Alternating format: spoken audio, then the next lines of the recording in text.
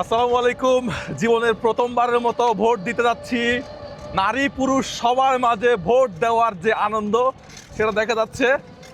তো দেখা যাক কে বিজয়ী হয়।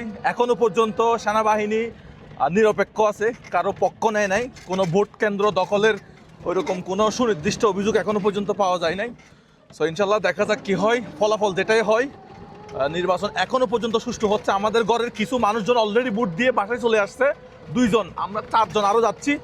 সো ইনশাল্লাহ আশা করি যেই দল জিতে, যদি জামাত জিতে তাহলে জামাতকে মানে বিএনপিকে পরাজয় মেনে নিতে হবে। আর যদি বিএনপি যদি জিতে তাহলে জামাতকে পরাজয় মেনে নিতে হবে। এখনো পর্যন্ত সেনাবাহিনী তার দায়িত্ব সঠিকভাবে পালন করতেছে বলে আমরা দেখছি। বাকিটা এখনো পর্যন্ত তো সকাল 8টা, 7:30 কি 8টা বাজে। তো এখনো পর্যন্ত স্বাভাবিক আছে। সারাদিন পর্যন্ত এভাবে থাকলে হয় আলহামদুলিল্লাহ।